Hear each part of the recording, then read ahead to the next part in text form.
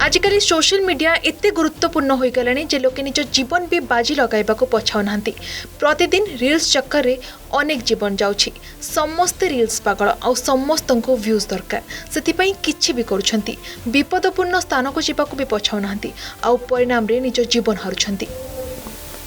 एभली एक छातीथार दृश्य देखा मिली महाराष्ट्र रायगढ़ जिलार मानगांव गाँव में रील्स करने नहीं गला जड़े सोशल मीडिया इन्फ्लुएंसर जीवन। केबे सी पहाड़ झरना जंगल एसबू बुलुथिले सबुर सुंदर वीडियो सहित गुरुत्वपूर्ण तथ्य निज फॉलोअर्स को शेयर करथिले। निज पई एक सुंदर जीवन शैली बाछिथिले आ आज सही झरना तांको जीवन चलीगला। ये होछंती आनवी कामदार जने ट्रैवल ब्लॉगर। मुंबईर मुलुंड अंचल से रहउथिले। पेशारे जने चार्टर्ड अकाउंटेंट थिले किंतु सोशल मीडिया रे रील्स करी बेस लोकप्रिय होइतिले।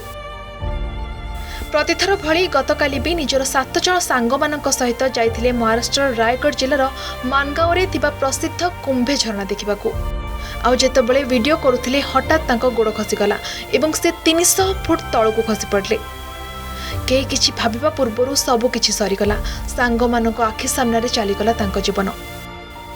परे पुलिस को जणाइबा परे स्थानीय उद्धारकारी माने घटनास्थल रे पहुंची तांको निकटस्थ सरकारी डाक्तरखाना को नहीं जाइथिले किंतु सेतेबेलकू तांको प्राणवायु उड़ी जाइथिला।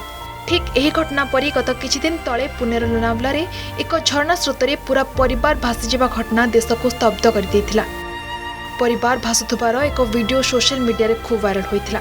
तबे प्रश्न हेउछि केबे लोके जेतिबे। प्रतिदिन एपरी किछि ना किछि घटना सामना को आछी। मने रखंतु सोशल मीडिया गुरुत्वपूर्ण किंतु निज जीवन ठारू अधिक नुहे। Bureau report Argus digital. जदि आपंक आम भिडी भल लगा तेब आम चैनल को लाइक शेयर और सब्सक्राइब करने को जमा भी भूलु नहीं।